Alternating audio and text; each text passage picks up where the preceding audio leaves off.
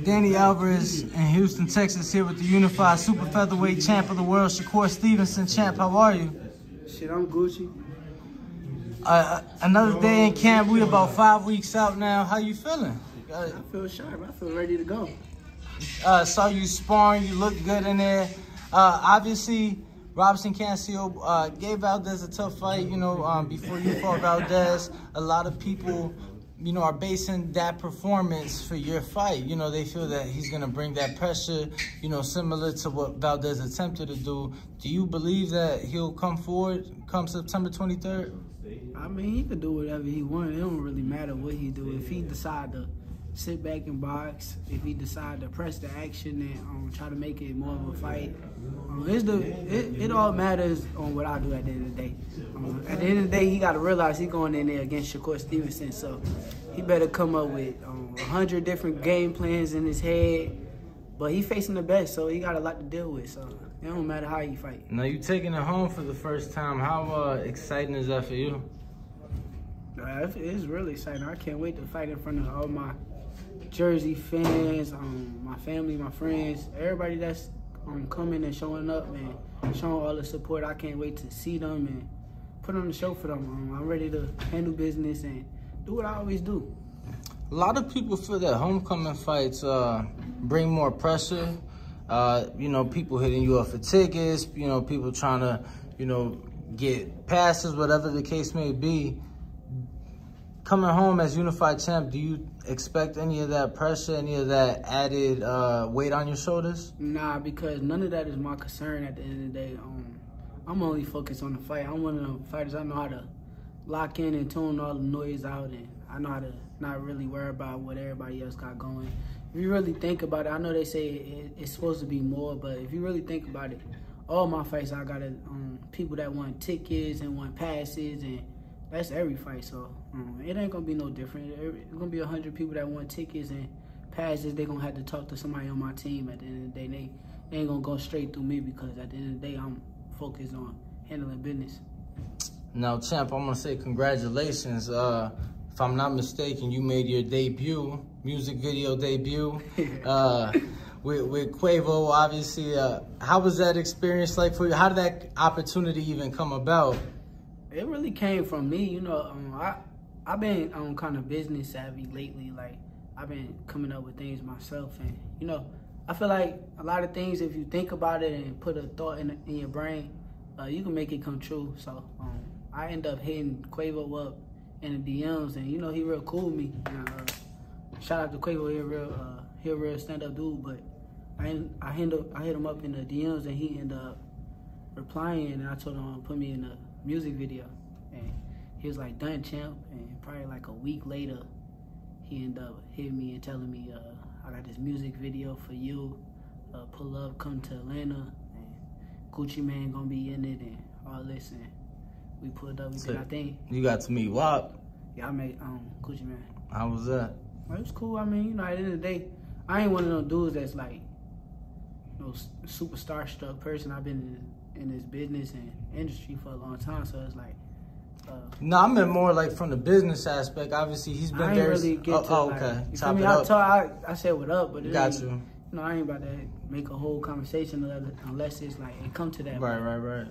No, I feel it. That was pretty dope to see, and honestly, the song was dope as fuck. Yeah. So you feel me? Yeah, that's what I said too. It was like a fire song. I think Quavo went super hard on that song, so I love his verse on it, and I was glad to be a part of it. Well, given that you said you kind of doing, you know, some business savvy things, you know, talk to us a little bit about that. You know, what are some things you doing, and what do you plan to invest in? You know, that's always a concern for people, especially young champions making a lot of money. It's like we've seen fighters go broke. So, you know, you talking business. You know, what do you have in mind? I mean, you know, the investments and everything that's gonna come. That's gonna all come, but at the end of the day, right now, as far as like business-wise, I just like to think things and try to make them come true. Like, I think that's one of the most important things. Your brand is like one of the most important things, and you know, building yourself and trying to become a star, you got to be more business savvy for yourself. So I be thinking of things, and you know, when you got the resources and everything to back you up on what you thinking, you can put stuff in the air yourself. And I feel like, you know, a lot of top businessmen in the world, that's what they do. You watch, you look at 50 Cent or somebody like that, or even Jay Prince, like, you know, he just think of an idea and he try to make sure his idea come true, and he probably pray on it, and then it just fall through. So at the end of the day, lately, that's something that I've been trying to, you know, take his advice on. And if I think of something, I might hit him up, or if I think of it, I might hit somebody else up if I got the resources. But I ain't finna just be doing, you know, I ain't one of them people that do too much. I'm gonna stay in my own lane and, you know, just build my brand up.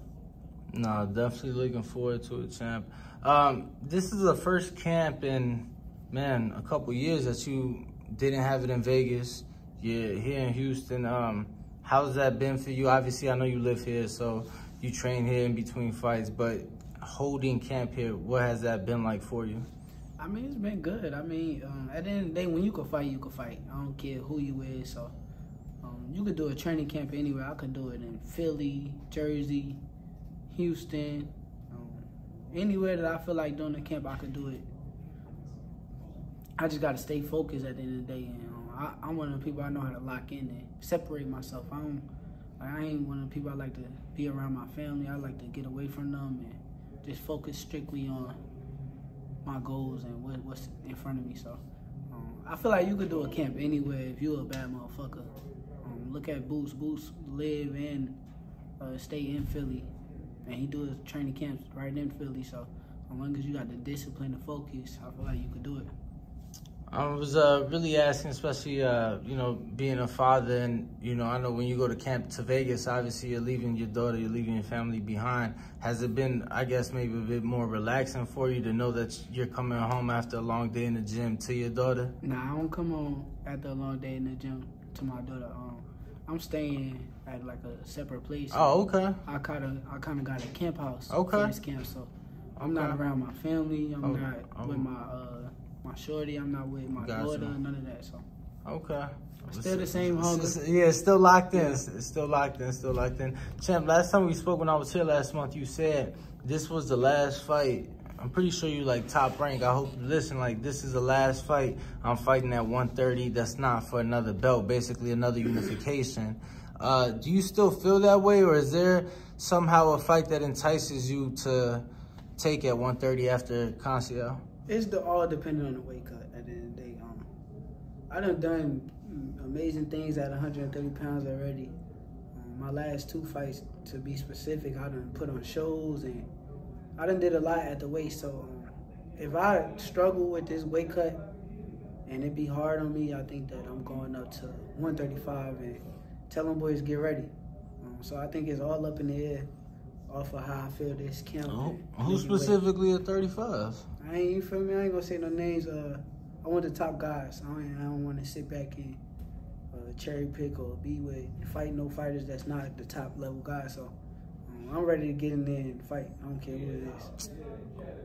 I mean, I guess fortunately for you, all the belts at 135 are, you know, on top ranked side of the street, at least as of right now, with Devon's victory over George this past June. It looks like the rematch is going forward for October. And then it seems like Lomachenko is what's being planned for the springtime. It seems like Lomachenko will make his return this October, from my understanding. Do you think that if you move up, you could maybe ruin some of those plans, like for Lomachenko? Because I'm not going to lie to you, it seems like Lomachenko's like Bob's long-lost son. And, you know, I'm not saying that they do him any favors because, you know, he puts his work in. But do you think that you moving up could maybe fuck some of those plans up? Because you versus Devon, to me, is a bigger and better fight than him versus Lomachenko. I mean, the fight, I mean, at the end of the day, them all great fights. But I never know. I mean, Lomachenko was first in line. You never know. I probably could fight at one fight and then next be the fight after them. So you just never know. And then you got to understand, Devon getting real big at 135. I know he planning on moving up to 140. So you just never know. It might play out where Devin might not even get the chance to fight Lomachenko. He might go up to 40 and end up fighting Teo, and it might just be me and Lomachenko. So you just never know how it's going to go at the end of the day. I think they are amazing fights. Both of them amazing fighters, and I'm down with whatever. Like, I'm with all the smoke. I don't want to look too far ahead, but do you see yourself at one point in your career making it to 140? Huh? Okay. I'm about to come with it. Do you see yourself making it to 140?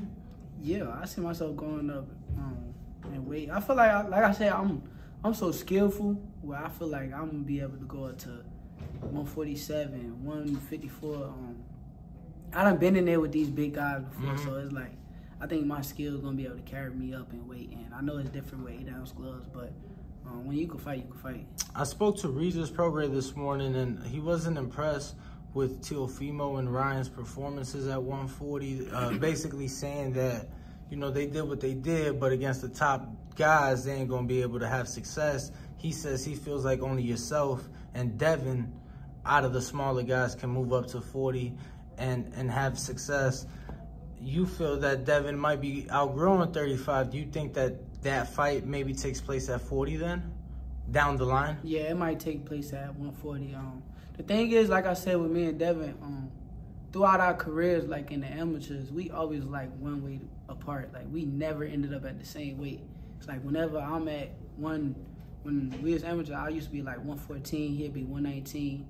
Then I go up to 123, he was 132. And I ain't saying like, I just feel like our bodies just growing like at the same exact time, like on the same exact pace. So I just feel like we'll end up at a weight where we're going to fight each other one day if it happens. But, you know, if I get to 135, he's still there. I want to fight the top guys. So I respect the Devin, but shit, I want them belts.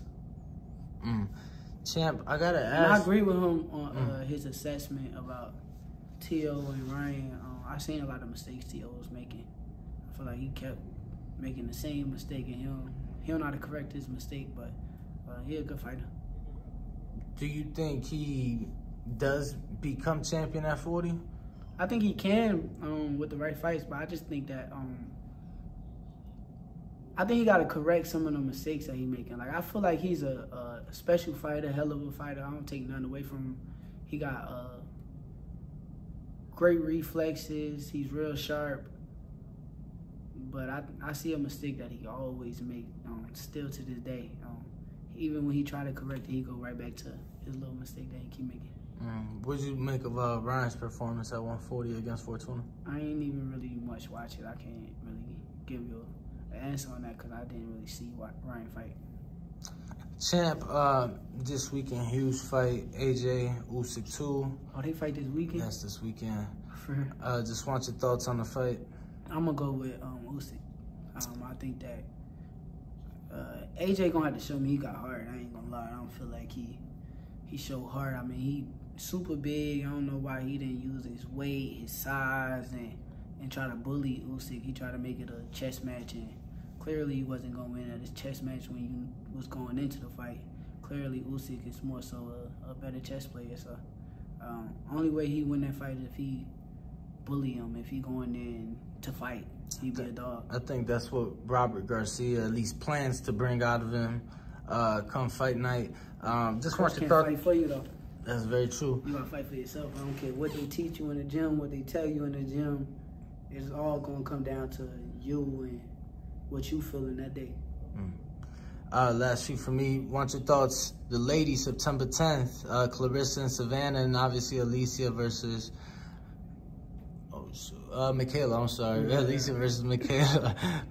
Just your thoughts on that fight, or those two fights, I should say. Clarissa and Michaela. I see both of them winning. I think they just got the experience factor. If you really, well, I mean, Savannah got experience too, but lately she's just been trying to land a big punch and land the big shots on people, and Clarissa's not gonna get hit with the big shot, and even if she do, she gonna come back because she a real dog. And Michaela, I've been watching her fight. She been getting better and better. Like, every fight she gets better and better and better. She been getting aggressive, and The other girl, I watched maybe like one fight. It looked like she got some power, but I just think that Michaela is the better fighter. And the last fight, Canelo obviously coming off the loss to Bivol, you know, defending his undisputed crown at 168 against Triple G. A lot of people weren't really happy with the fight before Canelo lost because, you know, Canelo had been on a little roll for a while. Do you think Triple G has a chance, or what are your thoughts on that fight? Nah, I got Canelo winning. I think Canelo been advancing and getting better, and Triple G ain't really been fighting the big fights to keep up with Canelo level. So I think that Canelo gonna win that fight. I could be wrong though. Triple G might come out and use his jab and try to steal a play out of Bivol, but overall I don't see him doing that. I think Canelo beats him. Last thing, September 23rd, we expect you to shine. Who do you expect to shine on your undercard? It's filled with so many talented fighters. Okay. Keyshawn, a special fighter. Can't take none away from him. So he always show out. He like the spotlight, and you pay attention to him even when he get in front of the camera.